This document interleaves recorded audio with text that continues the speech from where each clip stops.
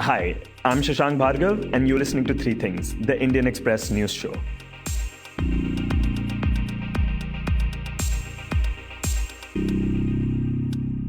In this episode, we talk about farmers in Punjab deciding to remove blockades and allowing the movement of passenger and goods trains. We also take a look at the statements made by PM Modi during the G20 summit. But first, we talk about Jammu and Kashmir. On November 28, the elections for the District Development Councils or DDCs are scheduled to take place in the Union Territory of Jammu and Kashmir. The elections are supposed to revive politics in the region, which has been under the governor's rule since 2018 and has seen detentions of several local politicians after the August 5th decision when J&K's special status was scrapped. In these elections, people will vote directly for representatives who will have the powers to plan for a whole district and finalize plans that the panchayats and other governing bodies come up with. These polls are important especially because J&K does not have a functioning assembly right now. People there do not have elected representatives to address larger issues of the region. But in the days leading up to the DDC elections, things have been tense. Last Thursday, an encounter took place where 4 people were killed by the Jammu and Kashmir police. The authorities claimed that there had been terrorists that had been sent to the region to disrupt the DDC elections. The encounter and the recovery made by the police are revealing of the kind of terror strikes that the men had in mind. In this segment, we speak to Deeptiman Tiwari, who reports on government agencies for the Indian Express. And he starts by talking about what happened on Thursday morning when the men had been traveling in a truck. Around 5 a.m., this truck was stopped at Bantol Naka on a specific intelligence that it might be carrying some terrorists. When the truck was being searched, the police received fire from inside the truck and the fire was retaliated. 2 of the terrorists were killed on the spot. Then an operation began which ran for another 3 hours and 2 more terrorists were killed in the process. What the police recovered after the terrorists were dead from their possession and their bodies is what suggests that there was a plot to carry out a big terror strike ahead of DDC polls. The police recovered 11 AK-47 rifles, which Deeptiman says is a huge recovery, considering that there hasn't been any such recovery of guns from one single spot in the recent past. So 11 AK-47, there were only 4 people, which means that they were not here to just enter the border and just go and storm some police station and die. They were here to carry these weapons to give to other people, and then they would be told about some bigger plan and an attack or some target. Anything is possible. We do not have specific details exactly of what exactly they were planning. They also had 7.5 kg RDX. There were 24 magazines, there were pistols, and they had other items of navigation such as GPS and digital mobile radio on which they were consistently receiving messages from Pakistan. The police claim that the men belong to the Pakistan-based group Jaish-e-Mohammed, the same group that, among other things, has been responsible for the Pulwama terror attack in which 20 CRPF personnel were killed. Now, apart from guns and explosives, Deeptiman says that the men were also carrying painkillers, diarrhea medicines, and other medicines which are generally found in the bags of Fidaeens and other such militants when they are found dead. All of these medicines have been manufactured by various companies in Pakistan, pharmaceutical companies in Pakistan. So there are telltale signs on the bodies of these terrorists that they were from Pakistan and that they were being guided at every step from Pakistan. What the police has also gathered from investigations till now is that they entered through the international border in Jammu, and then they were picked up by a courier in a truck on the Jammu-Srinagar National Highway south of Samba. And they were supposed to be taken to Kashmir when they were intercepted at Bantol Naka and the encounter took place. After this encounter took place, Prime Minister Narendra Modi made statements about it on Twitter. In his tweets, he mentioned that the four terrorists belong to the Pakistan-based terror organization Jaish-e-Mohammed, adding that, quote, our security forces have once again displayed utmost bravery and professionalism. Thanks to their alertness, they have defeated a nefarious plot to target grassroots-level democratic exercises in Jammu and Kashmir, unquote. It was quite a significant statement because generally encounters keep taking place in Kashmir. Rarely does the head of the state, unless it is a terror attack of the magnitude of say Pulwama, or you conduct a Balakot strike or something, that the head of the state makes a statement.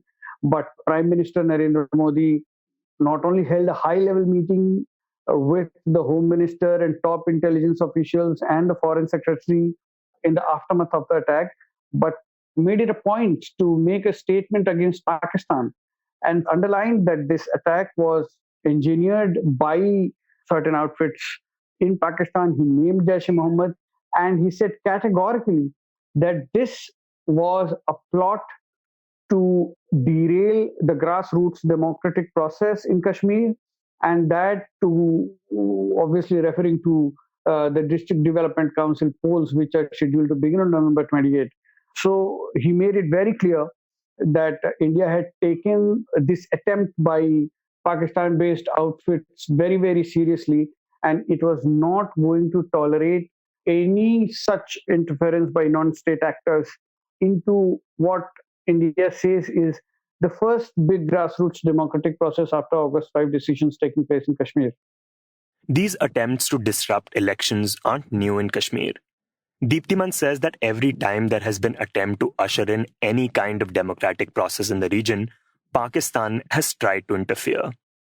And this has largely translated into, killing of panchayat election candidates. There have been so many instances earlier when panchayat election candidates have been shot dead by militants.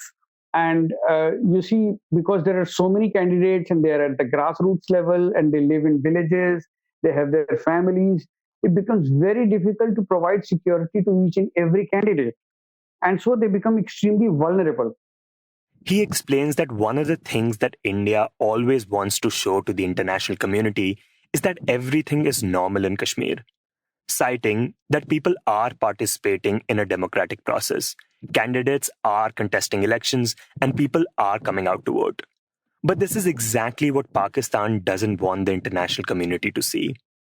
Because it wants to show that Kashmir has a popular uprising against India, and that it is not being fueled by Pakistan, but people in Kashmir are being oppressed by India's security forces, and so they are rising in rebellion against the authority of the Indian state.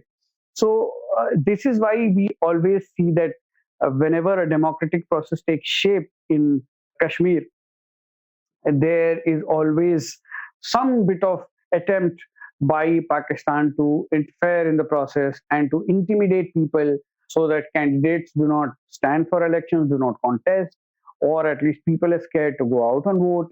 And that would come across as complete failure of a democratic process.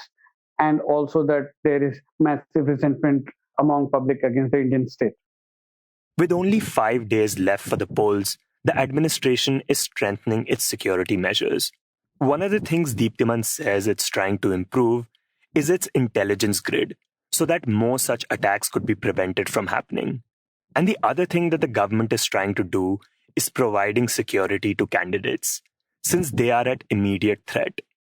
So what the government has been doing is that they have been corralling them into, these secure locations, into cluster accommodations at various places in Srinagar and elsewhere. But this has also not gone down well with the candidates who have been claiming that because of this corraling and being put in secure locations, they are unable to go out and meet people and canvass for the elections. So, in fact, the People's Alliance for Gupkar Declaration, which along with the Congress is fighting these polls in a coalition, and BJP is the other party. So the PAGD have been complaining that they are selectively being, restrained in secure locations and not being allowed to go and canvass in their constituencies, which is not good for their prospects in the polls. And they're saying that, suggesting at least that this is being done because BJP sees that it is going to lose these elections miserably. The PAGD is the alliance of all the mainstream political parties in the region, and they aim to restore J&K's special status. They are BJP's main opposition and feel that these security measures, like Deeptiman said, are a way to stop them from winning. However, the state has been arguing that security is a real concern. Security of the candidates is a real concern. And it's not that people are not being allowed to go, that they're being given vehicles which are secured. And in those vehicles, they are supposed to go to their constituencies and come back the same day.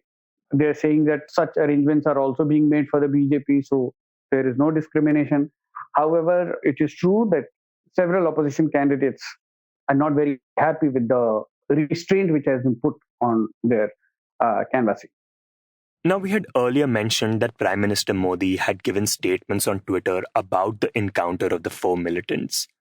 But after that, India also responded to it at the diplomatic level. To talk about that response, Shubhajit Roy, Indian Express's associate editor, who reports on matters of foreign affairs for the paper, joins us. On Saturday, the Ministry of External Affairs summoned Pakistan's acting envoy here in New Delhi and lodged a protest and said in a statement that New Delhi, the government of India, is firmly and resolutely committed to take all necessary measures to safeguard its national security in the fight against terrorism. What this essentially means is that the government can take steps to defend its citizens. This, Shubhajit says, should be seen in the context of the retaliatory actions by India in the past. Like when India carried out surgical strikes after the Uri attacks in September 2016, and had carried out airstrikes in Balakot after the Pulwama terror attack in February 2019. So, if you see this particular statement in the context of the retaliatory surgical strike as well as the airstrikes, it reflects the government's intent and its capacity to respond in a way that is not the norm for the last two big attacks. Shubhajit also points out the significance of the government mentioning Jaish-e-Mohammed in its statement. The outfit, which he says has carried out or has been blamed for all the major terror attacks in the last 5 to 6 years, like those in Uri, Pulwama, and Pathankot. So essentially, Jaish-e-Mohammed has again brought back on spotlight, and that has essentially been New Delhi's argument that Pakistan is still sort of fueling terrorist activities from its territory and which is directed against India. He says that Pakistan, predictably, has denied all the allegations. And later on Saturday night, it summoned the Indian envoy, acting envoy in Islamabad, and rejected those allegations, calling them groundless, unsubstantiated. Now you have to remember, Pakistan has also mounted a diplomatic offensive of sorts since last week. Over the Diwali weekend, which went largely unnoticed, they issued a sort of a dossier sort of a thing documenting India's terror activities against Pakistan. So they recounted, for example, the Kulbhushan Jadhav case and sundry other cases to sort of make this allegation that India is also fanning terrorism in Pakistan. So there's a definite pushback from Islamabad side. So in a sense, India's aggressive stance, starting from the Prime Minister's tweets to the Ministry of External Affairs summoning the Pakistan diplomat in New Delhi, and then issuing a statement, a strong statement, all these reflect a Indian response, a pushback to Pakistan's attempt to paint India as a country which is fueling terrorism. So this is India's sort of government's response to that as well. It should be seen in that light as well. The other thing to note is that Pakistan has been under intense scrutiny to take action against terrorism by the international community and by the Financial Action Task Force, or FATF, which is a Paris-based anti-terror watchdog that has threatened to blacklist Pakistan. And the FATF is scrutinizing Pakistan on a host of parameters, I think more than 20 parameters, in which Pakistan has fallen short so far. However, it has been given time till February next year to achieve those targets. Now, Pakistan has taken some steps which has been seen by New Delhi as piecemeal, as not enough, not sufficient.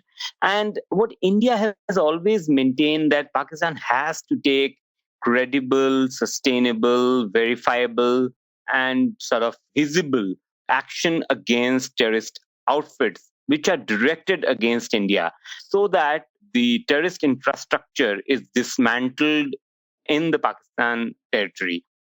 But that, Shubhajit says, has not happened so far because of the reluctance or unwillingness by the Pakistan security establishment, which includes its military and its intelligence agency, ISI.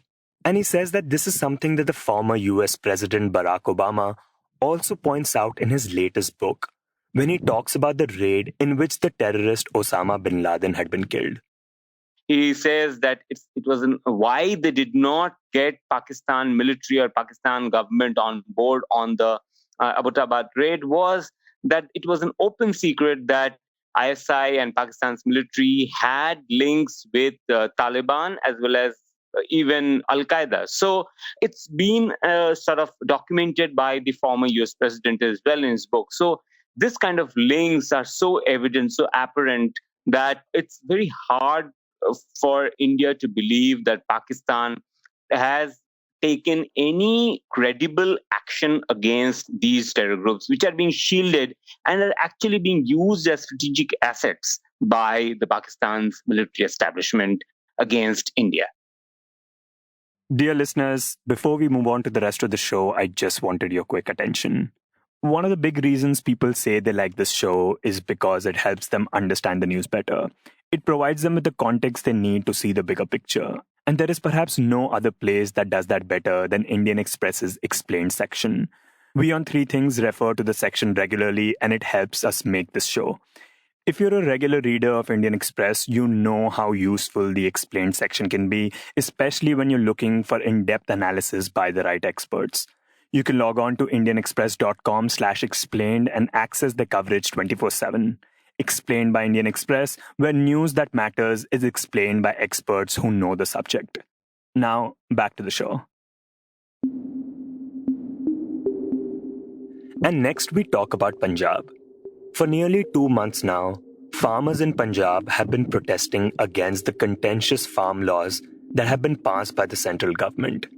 The farmers fear that because of these new laws, they will no longer get minimum support price on crops like wheat and paddy, and that they would be at the mercy of private corporations. In protest, the farmers in the state have been blocking railway tracks that have led to the suspension of both passenger and goods trains. This blockade has been causing losses to the state's industrial units. But farmer unions have now said that they would allow movement of both passenger and goods trains starting today, that is Monday. In this segment, Rakhi Jagga, who reports on Malwa Punjab for the newspaper, joins us to talk about these protests. And she first points out that there are 32 farm unions protesting. And out of them, one union hasn't really supported this idea of allowing trains to run. So we are not very sure that whether the trains will run on Monday or not. But otherwise, the idea which forced them to take this decision was the continuous losses of industry. They had a couple of meetings with the industrial associations in Ludhiana and Jalandhar as well, which are the hub of the industrial segments in Punjab. And the industrialists and the Punjab industrial minister, he himself had said on record that the industry is suffering loss to the tune of 30,000 crores. And there are around 14,000 containers which are lying at dry port of Ludhiana, which are stuck at dry port of Ludhiana. So a number of industrialists, they are bringing the whole rake via road from Mudra port from Mumbai, and it's costing them for one rake, it's costing them 45,000 extra. So, I mean, it's an overall loss to the economy of the Punjab, which I think it has forced the farmers to take this decision to allow both passenger as well as the freight trains to run on the tracks. The blockade has also led to the thermal plants in the state to be forced shut. This is because they have run out of coal, which the trains would bring in. It has also impacted the supply of 40 lakh metric tons of parboiled rice from Punjab to Bihar and eastern Uttar Pradesh for PDS distribution. Amidst all this, Rakhi says the Punjab government has not been discouraging the protests. There are a number of rapid antigen tests of COVID in the mandis and all. They're not even telling the farmers to follow the COVID guidelines. The gatherings are in thousands at each and every dharna. But otherwise, they had a couple of meetings with the farmers. Initially, though, they interacted with the center and asked them that the freight trains should be allowed. But the center had said clearly that unless and until the passenger trains are also not run, we will not run the freight trains. And when the Punjab government was pressurized by the industry as well, then they had one meeting yesterday only, and before that, the Punjab CM, he had issued appeals to the farmer unions that they should relent and they should rethink on their decisions. The other thing to note is that the blockade has been hurting the farmers themselves, because now they are facing a severe shortage of fertilizers, especially urea, which is threatening their wheat crop. This is something that the unions told Rakhi the last time she spoke with them. So otherwise, they said their struggle stands as it is. Already they are sitting on dharnas at the toll plazas and also outside at the stores of corporates. And they are also sitting outside the houses of around 2 dozen BJP leaders, the local BJP leaders, 24/7. That dharna, all those dharnas will continue. And at this moment, they are gearing up for that 26, 27 Delhi Chalo March. So they said that their focus is now towards Delhi because Delhi has enforced farm bills on them. So hence they are focusing on that march. Delhi has denied them permission to conduct a rally in Ramlila Maidan, and also they have denied that they cannot organize a protest in the Parliament Street. So they said they will go to Delhi, come what may, and wherever they will be stopped, they will sit there on dharna, and they have no date when they'll be coming back. So their protest stands as it is, their demands stand as it is. It is just that they have allowed the passenger trains and for the larger interest of Punjab residents.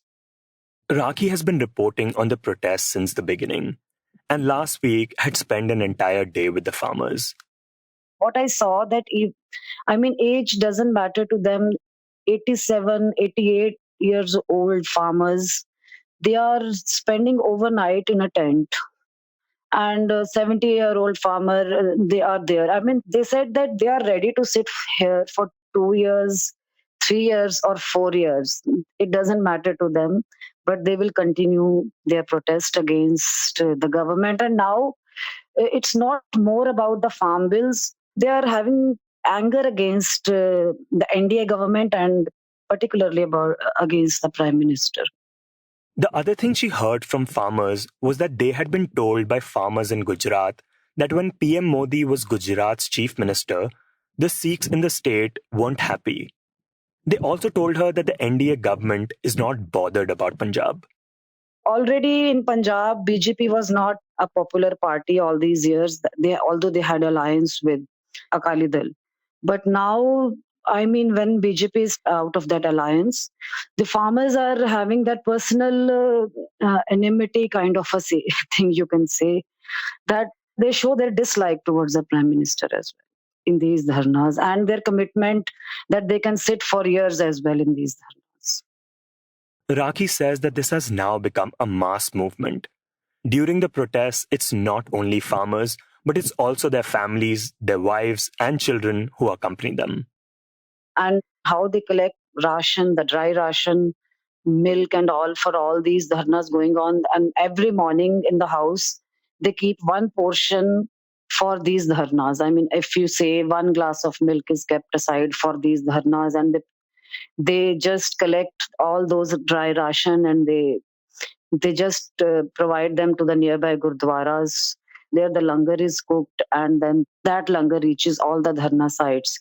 So what I have gathered that over the last 2 months, this farmers movement, it has become a mass movement. And these people, I mean, they are not having any political affiliation or more of, and now talks are also coming in within from the farmer unions that they should field their own candidates in the coming elections rather than depending on the political parties. In the end, we talk about the G20 summit, which took place over the weekend. G20 is a forum for international economic cooperation, and its summit was attended by 19 member countries, the European Union, and other invited countries and international organizations. During the summit, Prime Minister Narendra Modi told G20 leaders that the COVID-19 pandemic is an important turning point in the history of humankind and the biggest challenge since World War II, and called for a new global index based on transparency in governance and the creation of a vast talent pool. According to the Ministry of External Affairs, the Prime Minister said that while the emphasis over the past few decades has been on capital and finance, the time has come to focus on multi-skilling and reskilling to create a vast human talent pool. PM Modi also addressed the G20 side event on safeguarding the planet and said that climate change must not be fought in silos, but in an integrated, comprehensive, and holistic way. Inspired by our traditional ethos of living in harmony with the environment and the commitment of my government, India has adopted low carbon and climate resilient development practices. I am glad to share that India is not only meeting our Paris Agreement targets, but also exceeding them. He said that for humanity to prosper, every single individual must prosper. Rather than seeing labor as a factor of production alone, the focus must be on the human dignity of every worker. Such an approach, he added, would be the best guarantee for safeguarding the planet.